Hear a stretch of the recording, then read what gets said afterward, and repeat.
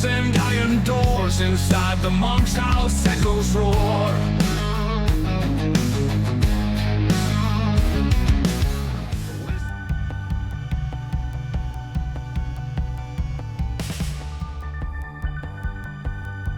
Hey y'all, I'm Christy Wright. I am a certified business coach, author, and speaker, and I love helping people start businesses.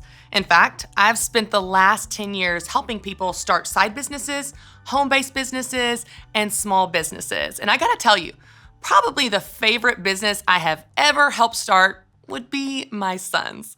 Recently, my son Carter had this idea. We were getting him all ready for his school day that was a theme to dress up as what you want to be when you grow up. You want to know what my son wanted to be when he grows up? An ice cream man.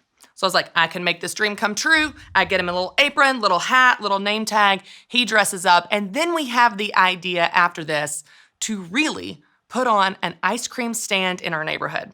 I put a message out on Facebook, told all my neighbors, we got the ice cream, we made the sign, we set the pricing, all of it. Now, y'all need to know, my ideas about how this day was gonna go would be that I would sit in a lawn chair, watch my sweet son sell a couple of ice cream sandwiches and call it a day. It'd be a great parenting lesson, talk about expenses of the ice cream, the money that we made, how we handle it.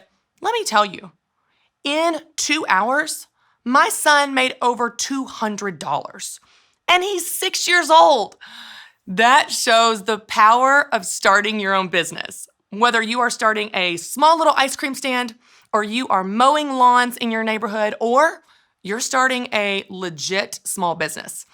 I talked to a man one time that he actually started a t-shirt company in college. And y'all, he started his sophomore year. Before he graduated, it was a $4 million business. I've helped another woman that she started a small little travel agency. In her first year, she only made $1,000. But by year 2, she made $100,000. And by year 3, she was making over $1 million. This just showcases the potential and possibilities when you do your own thing. When you start a business, the sky truly is the limit. You can do something that you love to do. You can do something you're really good at. You can actually help people and make an impact, and you can make a lot of money doing it. But if you're gonna do that, you need to know a few basics to make sure that you're building your business the right way. I wanna give you 3 specific things that you need to know if you're going to build your business to be successful. The first thing you need to know is you need to know the difference between a hobby and a business.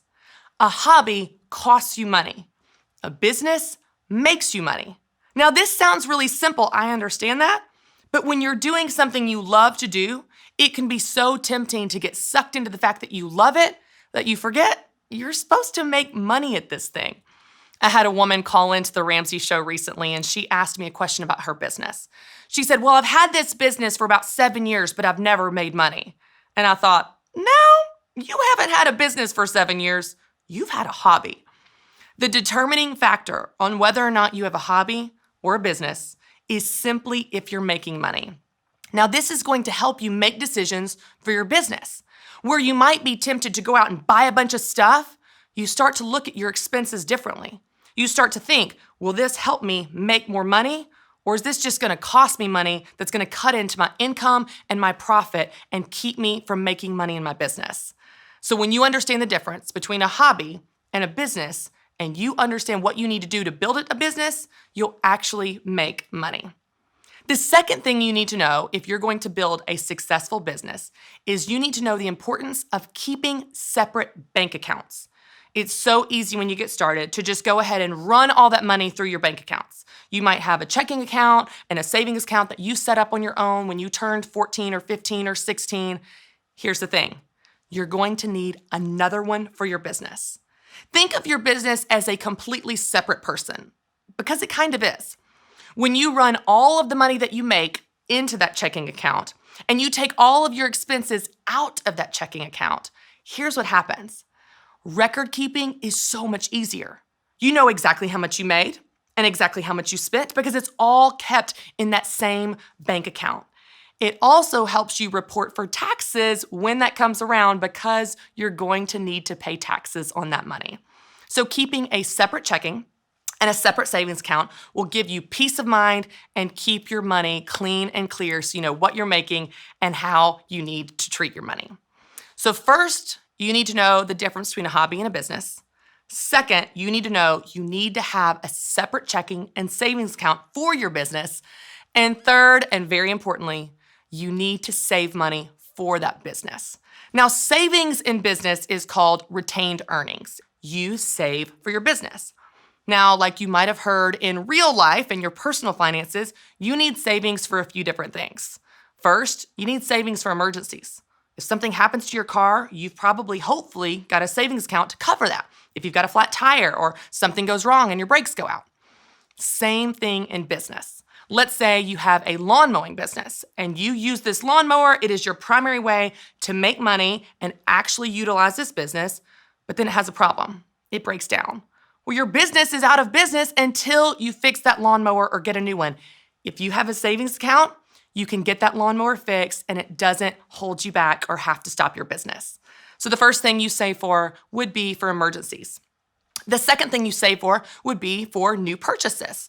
So let's say you've got a lawnmower that someone gifted you and it's kind of pitiful, but it works and you know you're probably going to need a new one in the next year. Go ahead and save for that. Take a percentage of your money that you're making, put it away in savings, and go ahead and save that up to get a new mower whenever you need to and whenever you're ready. Then you're paying for everything in cash, which is the only way to build a business. Business debt is just like any kind of debt. It's all a bad idea. So save for emergencies, save for large purchases, and save for anything else that you might need to grow your business. You want to grow at the speed of cash. Y'all, if you know these three simple things, you know that you need to make money because you want a business, not a hobby.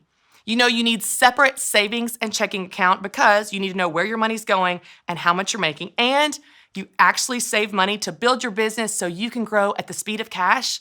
You really can make money doing what you love. And the great news is you can make a lot of it. I want to give you 3 important takeaways. First, you need to avoid debt.